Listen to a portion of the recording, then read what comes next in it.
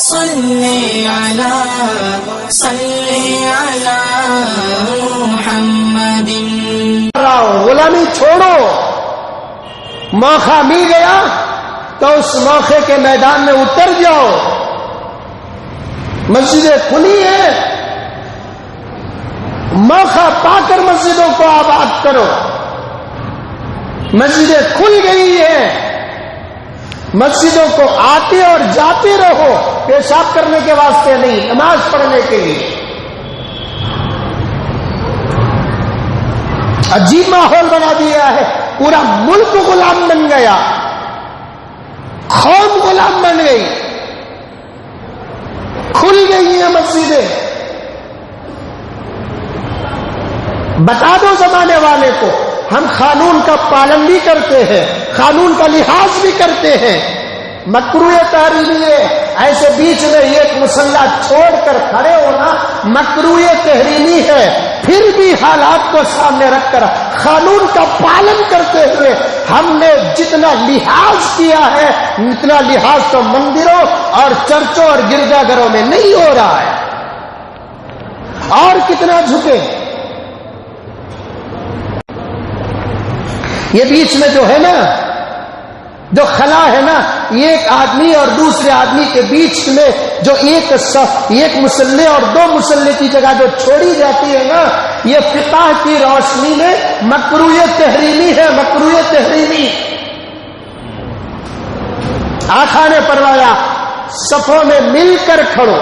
مل کر کھڑنے میں مسلک کا اختلاف ہے. ایک جماعت کہتی ہے کاندھے سے کاندھا لگا کر کھڑو، ایک جماعت کہتی ہے پیر سے پیر لگا کر کھڑو.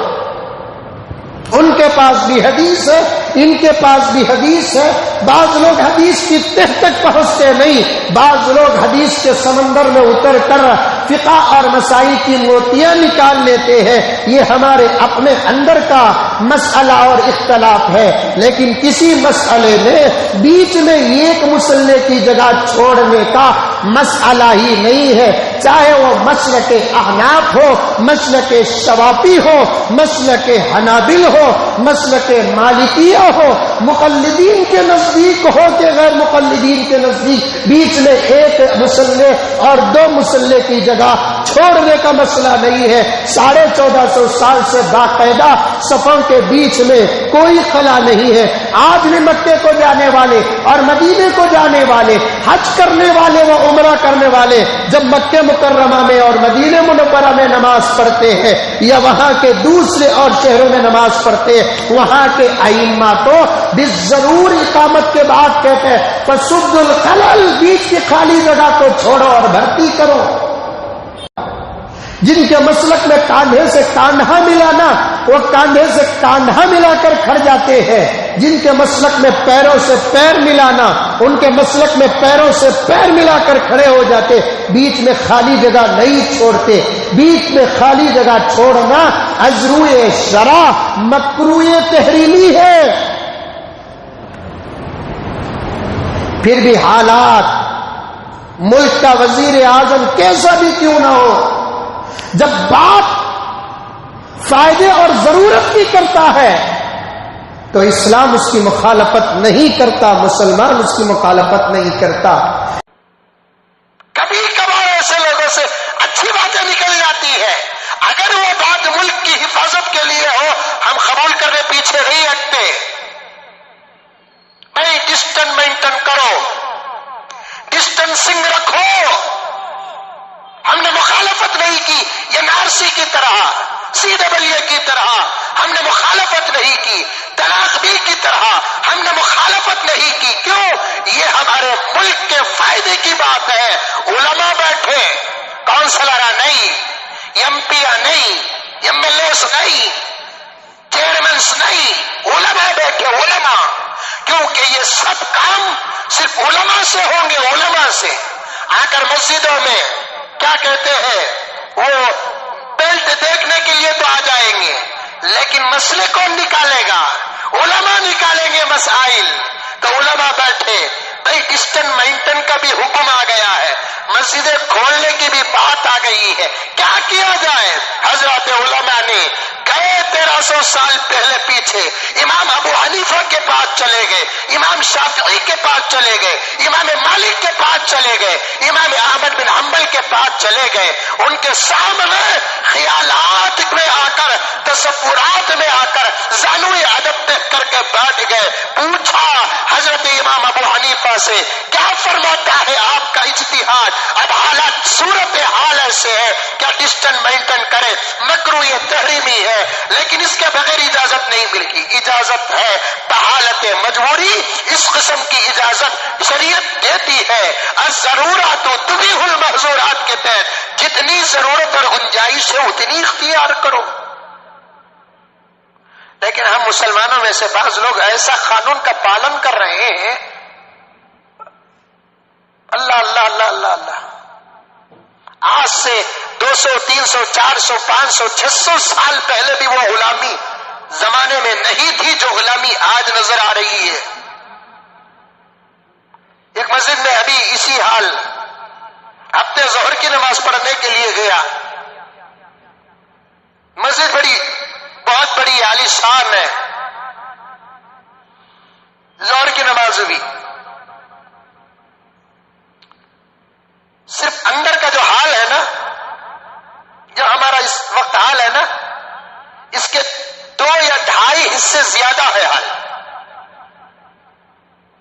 نام لوں تو قیامت آ جائے گی میرے اوپر، ضرورت نہیں نام لینے کی، اگر ضرورت ہوتی تو نام لیتا۔ اتنی بڑی مسجد، ایسے ہی قالین اور حصیر وغیرہ سب نکال دیے گئے، 100% مسلمانوں کا محلہ، 99.9 بھی نہیں۔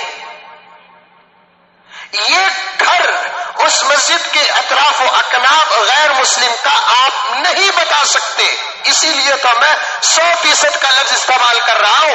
99.9 بھی کہوں گا تو 0.1 تو ایک غیر مسلم ہوگا۔ میں کیا کہہ رہا ہوں، 100% مسلمانوں کے گھر، اطراف و اکناف اللہ کے گھر کے، باہر سے کسی کو آنے کی ضرورت نہیں۔ اگر محلے ہی کے حضرات نماز پڑھنے کے لیے آ گئے تو میں سمجھوں گا کہ وہ اتنی بڑی مسجد بھی چھوٹی ہو جائے گی۔ کبھی آپ مسلمانوں کے محلوں میں گھس کر دیکھو، یا جو حضرات مسلمانوں کے محلوں میں ہیں، اللہ اکبر، اللہ تعالیٰ نے کتنی برکت عطا کی ہے مسلمانوں کے محلوں میں۔ بلکہ میں کہتا ہوں مسلمانوں کے گھروں میں بھی اتنی بہترین برکت ہے، جس کو بڑے بڑے محل والے حسرت کی نگاہوں سے دیکھتے ہیں۔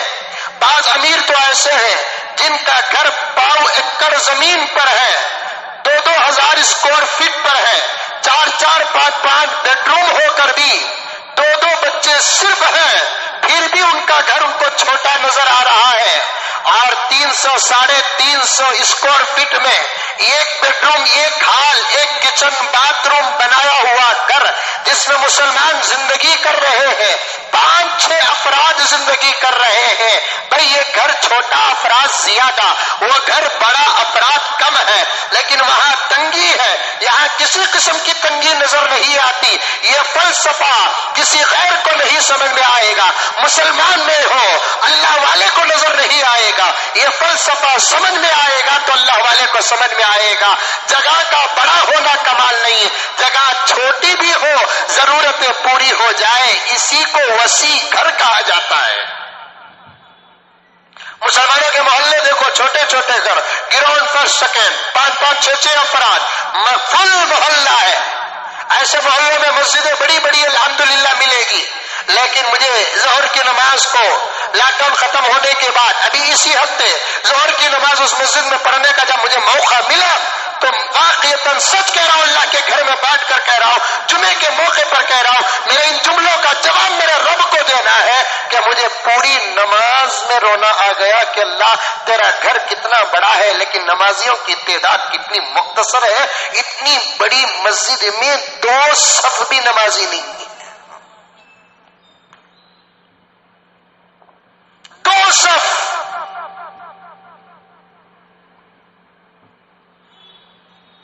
وہی تو کہنے کے لیے عنوان شروع کیا تھا میں